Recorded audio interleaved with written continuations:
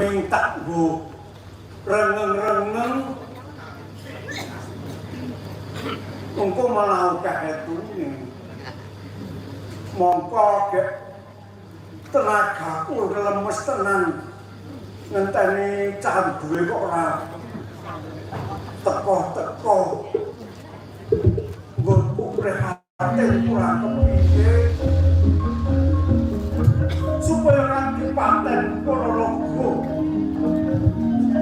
tansah ayem-ayem toto titi tetrem kawulan ora bakal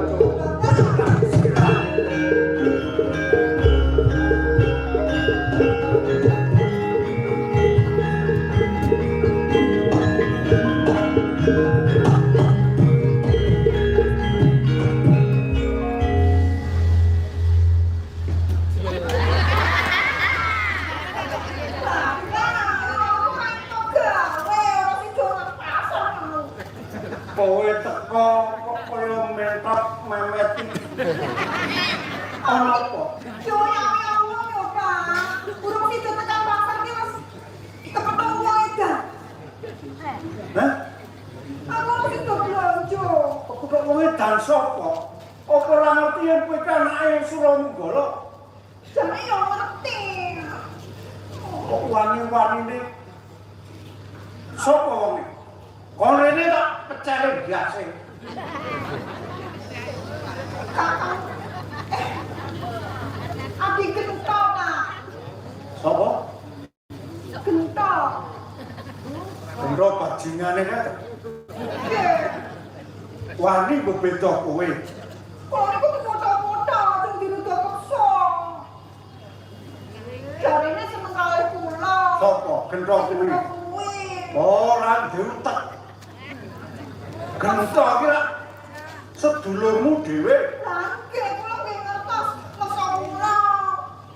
Masa kan kurang dados bojone. Lah kowe gelem ora? Lah nggih megah to Bapak.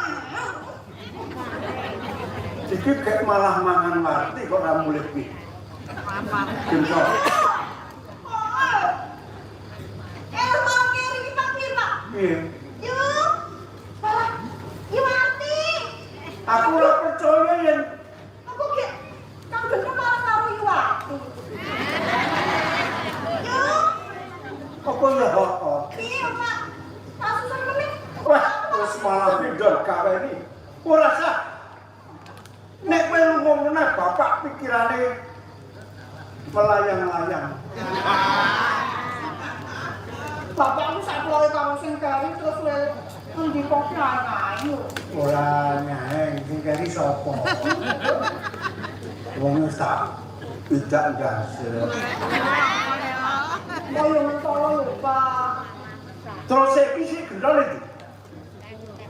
Kita sing ngoyak kula lho. Moyak re. Wes Nggih, boten lepas. botes to.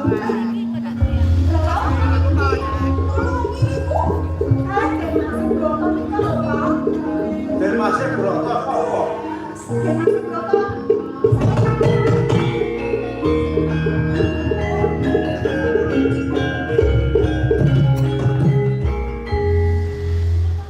Sopo? Ya ampun. Putra Adipati gelem nulungi kowe.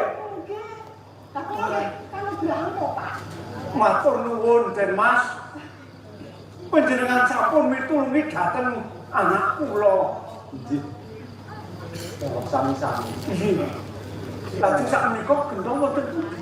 Nyun sewu Ki Suramanggala. Mila kula supa pitulungan dhateng Abdi Demplong. Namung semantena kula mboten saged ngawonaken krita. Pancen gentol niku ya blegere menungso. Nggih. Nika digdaya banget. Kasuwiyan. Nggih.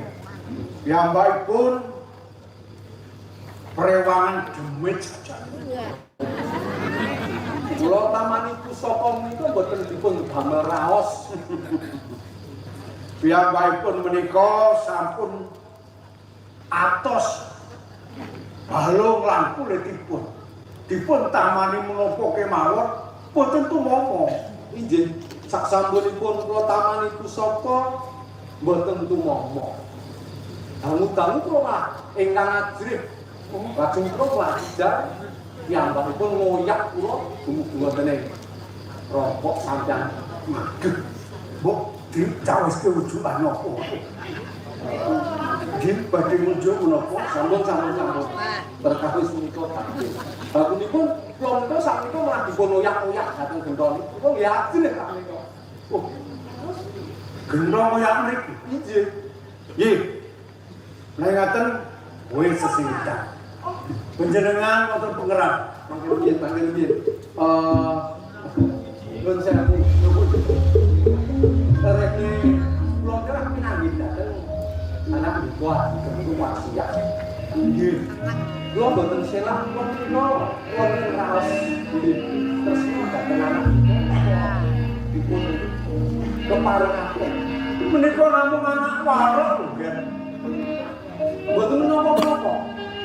Mangke dadosaken lingseping asma dalem. Menawi anak warok kok badhe dipun jauh kalian anak Adipati putra Adipati.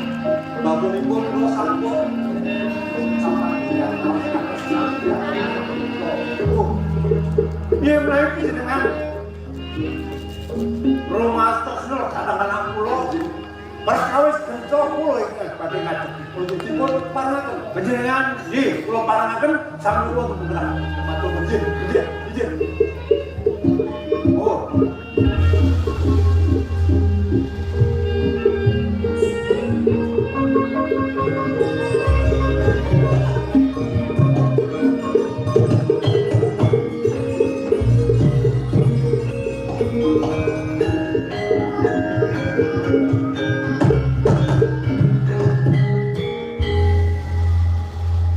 Sampeyan wis ora kepethuk to, kepethuk pisan banget ngono lae.